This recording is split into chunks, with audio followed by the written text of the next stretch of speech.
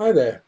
I've gone through a couple of versions of my program driving Sonic Pi from TouchOSC since I last made a video. So this is version 6 and it's got one or two extra features added to the controller pad and TouchOSC, which you can see just shown in this QuickTime preview window.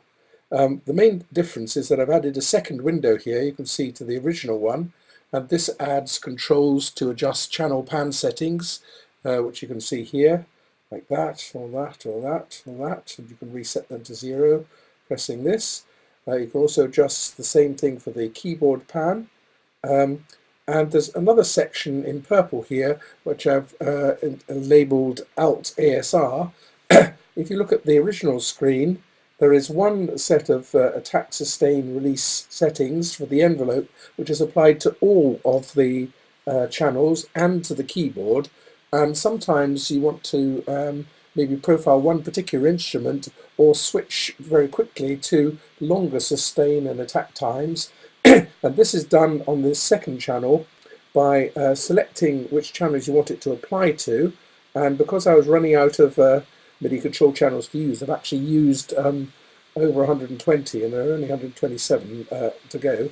I've only got 9 channels this is applying to. I choose the channels concerned, and then I can change the scaling factor applied to the ASR scale.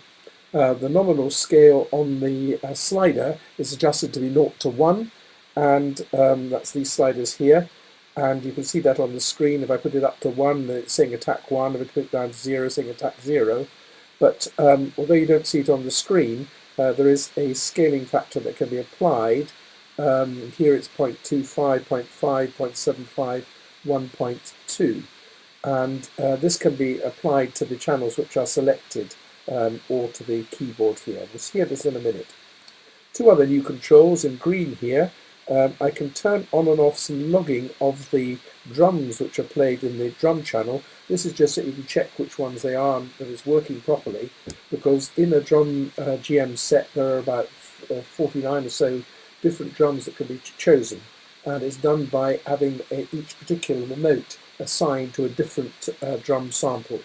I've made up a drum sample pack which I found on the internet, converted it to flat files which are a bit smaller, and using this at the moment with Sonic Pi, although you can do the same thing pretty well with some of the internal samples if you don't want to have a full set there. So anyway, enough talking, let's play something. I'm just going to play one piece, which is Knocks Me Off My Feet by Stevie Wonder. And to do this, I'm going to make use of the fact that we've already discussed I've got 10 single slots here. I'm going to start off with slot number 7, which I arm and then press the load button to load it. You see a red light when it's loading. You can see the effect of that. And incidentally, also on the main screen, I'm running pure data just with an OSC dump, so you can see some of the OSC messages that are going backwards and forwards between Sonic Pi and TouchOSC.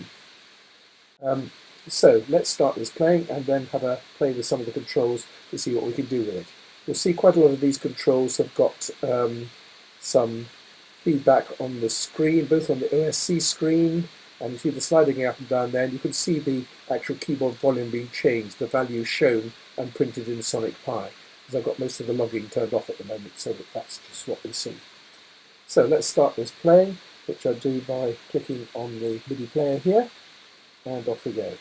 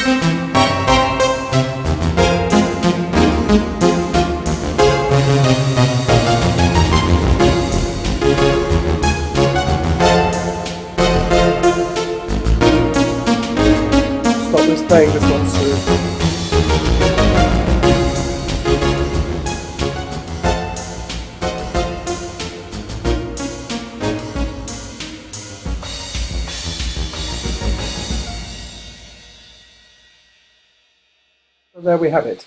Hope you've enjoyed this playing through of the Stevie Wonder piece. And as you can see, the whole purpose of this little setup is so that you've got active control of many dynamic features while you play. So you're sort of playing along, not actually live coding, but certainly live playing. Thank you for watching.